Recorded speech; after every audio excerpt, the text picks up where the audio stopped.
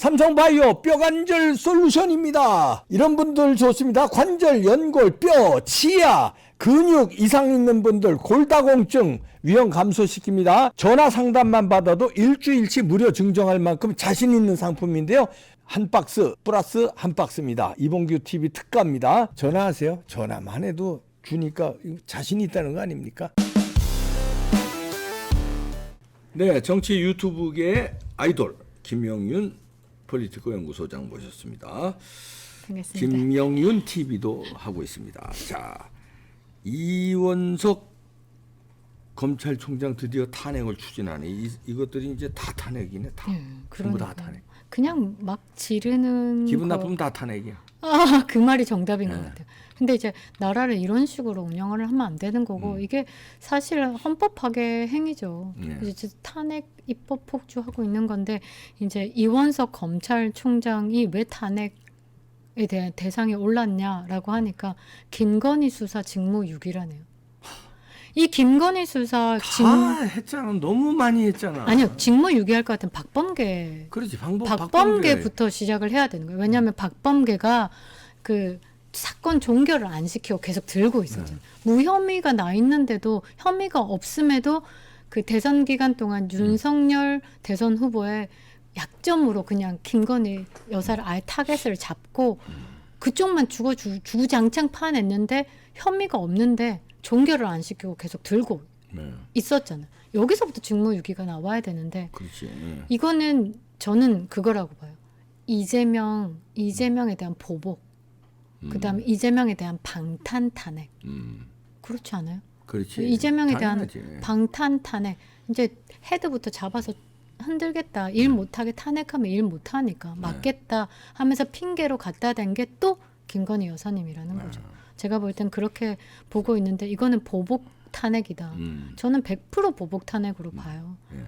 거기에다 웃기는 게 이렇게 탄핵을 막 추진하면서 또 저들끼리는 뭐 꼼수로 또 송영길이 또 비례정당을 추진한답니다. 조국 비례정당에 이어 송영길 비례정. 그럼 조국하고 송영길하고 따로따로 비례정당을 한다는 거야. 그러니까 뭐 나중에 또 이래서 또 합치는 거 아니야 또? 아유, 지금 뭐 그 더불어민주당의 비례 정당들이 난립하다가 네. 결국은 한 세트로 네. 들어왔잖아요.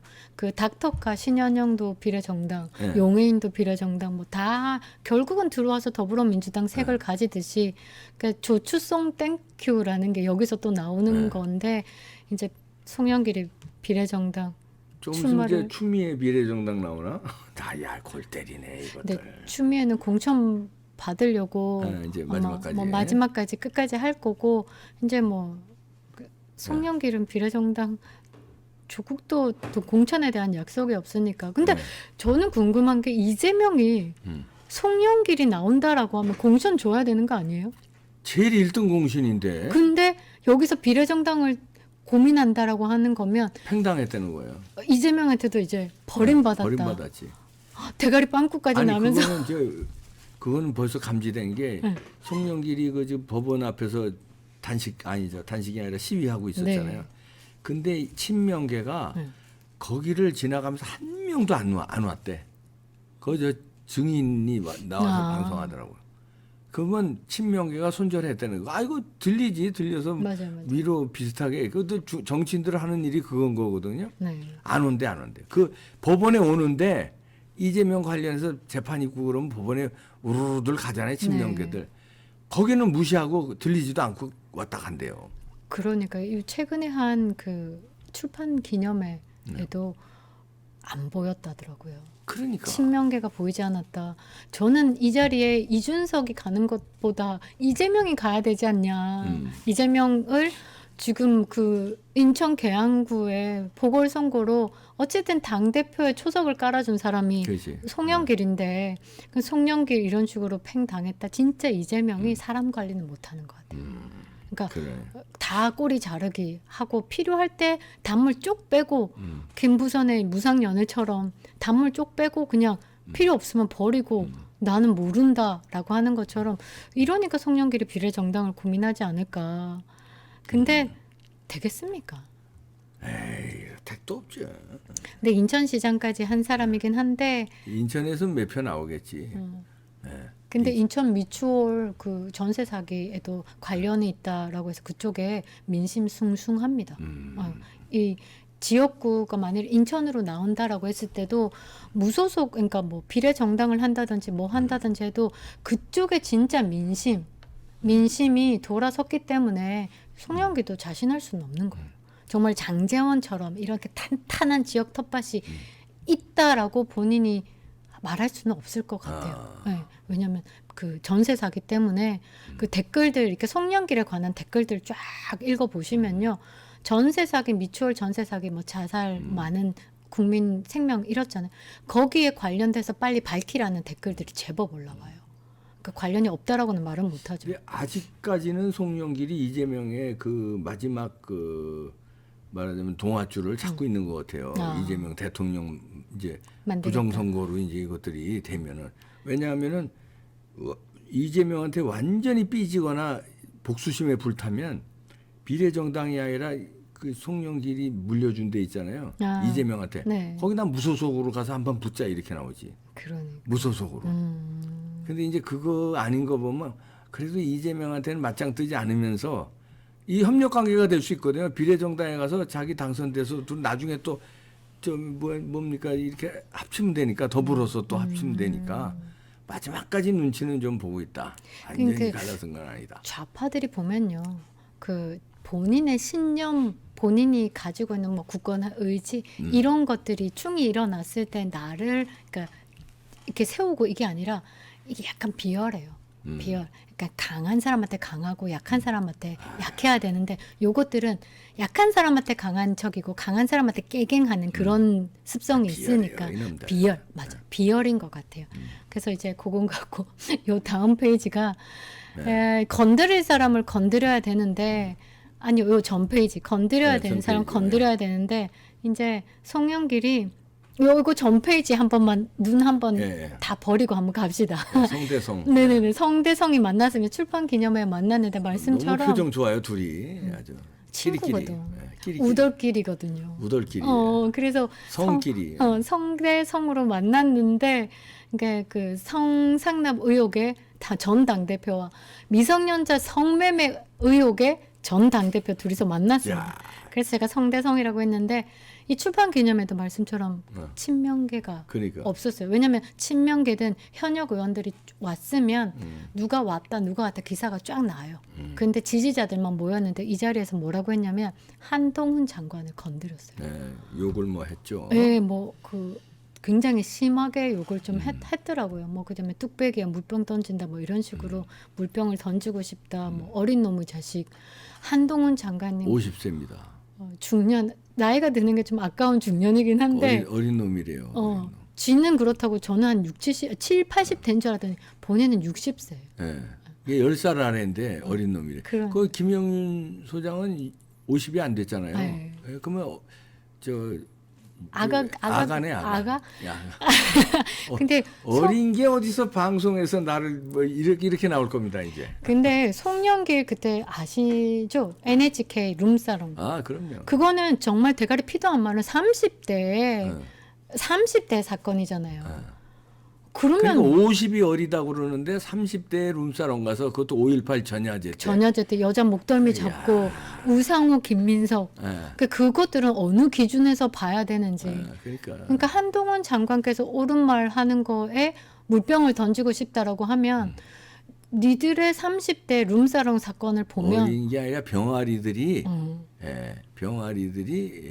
미친 짓을 한 거네. 그러니까 이런 기준으로 봤을 때, 그래서 좌파들은 본인에게 매우 관대한 기준을 열어놓고 이제 그 상대, 본인에게 쓴소리하고 옳은 소리하는 상대에 대해서는 굉장히 타이트한 기준을 두고 이야기를 한다. 그러네요. 그러니까 이게 많은 분들이 그 민주당에서 계시는 분들도 사석에서 한 말도 아니고 그 지지자들 모인 책 출판 기념회에서 5선까지 하고 여당 당대표까지 하고 인천에 시장까지 한 사람이 품위 없이 마이크 잡고 열 올리면서 이 새끼 저 새끼 뭐 뚝배기가 어떻고 저쩌고 이런 표현이 이제 사회 지도층들이 할 수 있는 거냐. 도덕적인 우월감에 있으면서 정말 선민의식에 쩔어 있고 586 쓰레기 용태론도 다시 붐을 일으킨 사람이다. 지금 그래서 거부감 혐오 정치, 우파의 혐오 정치는 이준석이고요. 좌파의 혐오 정치는 송영길로 우뚝 섰습니다.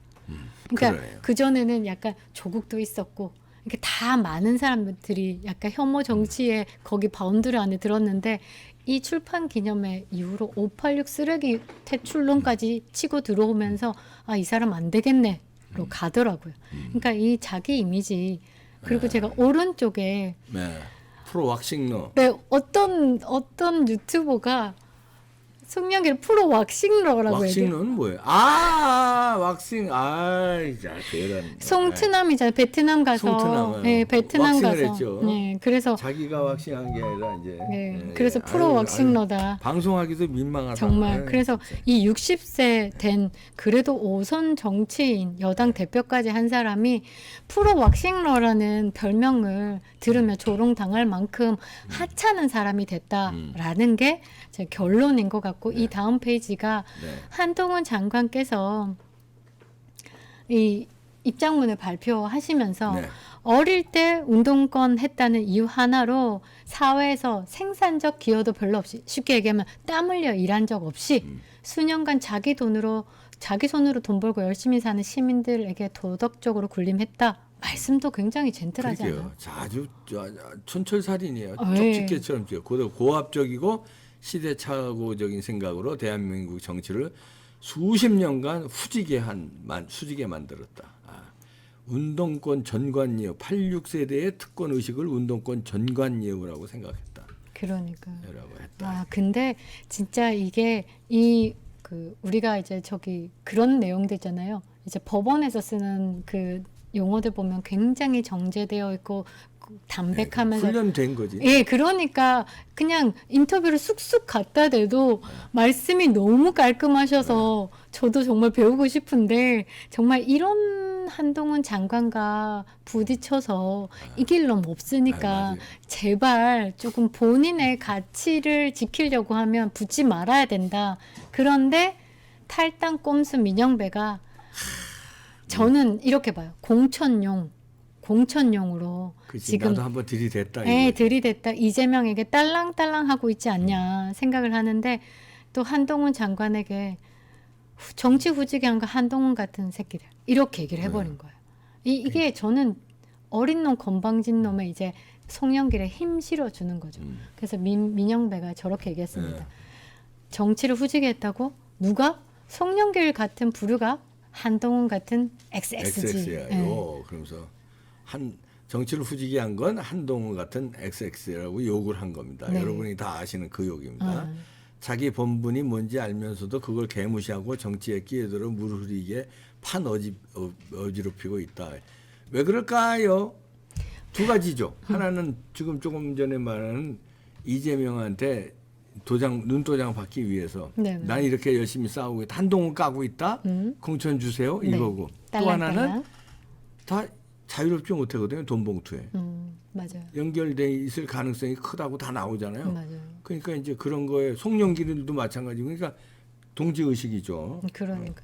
수사 대상일 가능성이 크니까. 그리고 이게 자기 본분이 뭔지 알면서도 정치에 끼어들어 물을 인다. 그러니까 저는 이런 특권 의식에 쩔어 있는 이런 선민 의식들 있잖아요. 이게 사실 다 있겠지. 오랫동안 정치를 하면. 그러나 더불어민주당이 이런 부분에 대해서 조금 더 본인의 컨트롤을 못한다. 네. 정치를 아주 후지게 만들고 사람 자체도 굉장히 후진 사람들의 집단이지 않을까. 저는 그렇게 보고 있습니다. 이 부분 가지고 뭐 국민들이 이해를 좀 못하시는 그쪽의 지지층들은 잘했다 뭐 역시 최고다 할 수도 있어요. 그런데 이제 중도층 정치를 혐오 정치로 지금 정치에 빠져 있으신 분들은 여기서 잘잘못이 판단이 바로 되잖아요. 그잖아요. 그러니까 우리가 할 일은 이렇게 정치를 싫어하고 정치에 적극적인 참여 의사가 없으신 중도층에게 지금 정치의 흐름이 이렇다. 우리가 어떤 식으로 가서 표 행사를 해야지만 이런 잡것들이 없어진다. 정치가 깨끗해진다. 이거를 계속 이야기를 해줘야 되는 게 우리의 몫이 아닐까. 그래서 제가 이번에는 이제 이런 상황들, 그러니까 애들 유치원 장난도 아니고 이런 상황을 실어주는 언론도 문제고 이런 상황을 만드는 정치인들도 문제고 이 300명 국회의원 뽑아놨더니 하는 짓이라고는 1년 반을 넘게 방탄에 보복에 민생 생각하지도 않고 그런 것들이 이제 보일 수 있도록 설명을 좀 해줘야 된다. 그렇게 해서 이렇게 오늘 가지고 왔는데 그러게요. 이원석을 지네들 수사하는 검찰을 흔들기 위해서 검사 탄핵에 의해서 검찰총장 탄핵을 하고 수사받는 놈들은 비례정당을 추진하고 그리고 그 검찰을 인사권을 가지고 있는 한동훈 장관을 향해서 집중 포화를 하면서 방탄을 하면서 또 공천을 받아. 방탄이 곧 공천이고 공천 받으면 방탄이고. 후진 놈들입니다. 그러니까. 네, 김영희 소장이었습니다. 감사합니다.